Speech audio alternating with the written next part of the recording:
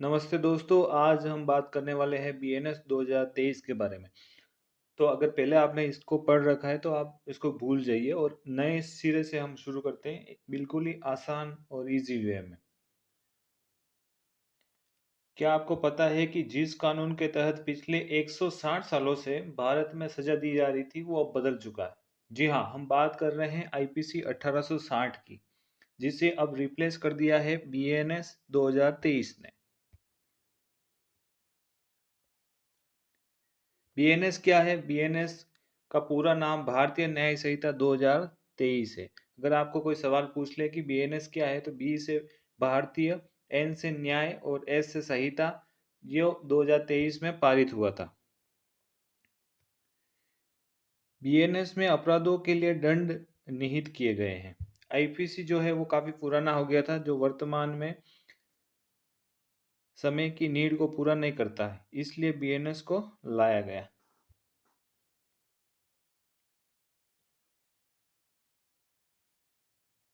सरल शब्दों में कहें तो कौन से अपराध के लिए कौन सी सजा मिलेगी, ये बीएनएस में बताया गया है।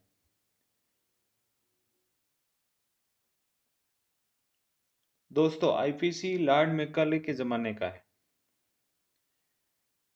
लॉर्ड मैकाले का पूरा नाम लॉर्ड थॉमस बेबिंगटन मैकाले था। वो दौर घोड़ा गाड़ी का था, जो आज का दौर एआई और इंटरनेट का हो गया है। तो पुराने कानून आज की जरूरतों को पूरा नहीं कर पा रहे थे, इसलिए सरकार ने इसे एक नया और भारतीय रूप दिया है। आई आईपीसी 1860 के जो रचयिता थे वो लॉर्ड थॉमस बेबिंगटन मैकाले थे। नाम याद रखिएगा क्योंकि ये एग्जाम में बार बार पूछा जा चुका है। अब इसकी जो तारीखें हैं वो भी बहुत ही इम्पोर्टेंट थी। ये पारित कब किया गया? ये 6 अक्टूबर 1860 को पारित किया गया था। पारित, अधिनियमित, इनेक्ट तीनों एक ही चीजें हैं, आप ध्यान रखना। और यह लागू पूरे भारत में कब लागू हुआ? 1 जनवरी 1862 को।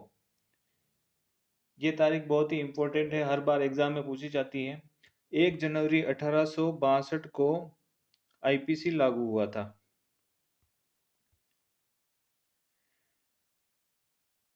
अब ये चीज भी है कि आईपीसी में कुल कितने चैप्टर थे।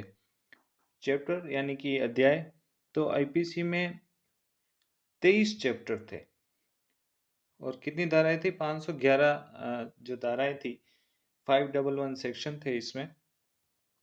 अब इसे पूरी तरह बदल दिया गया है और इसकी जगह बीएनएस 2023 ने ले ली है।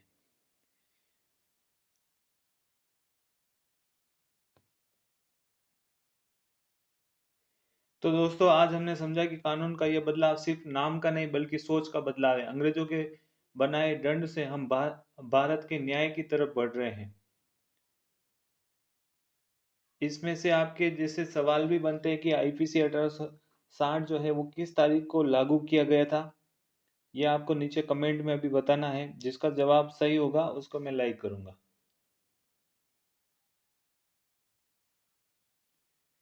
तो एग्जाम की दृष्टि से जो आईपीसी का ये जो इंट्रोडक्शन था वो बहुत ही इम्पोर्टेंट है।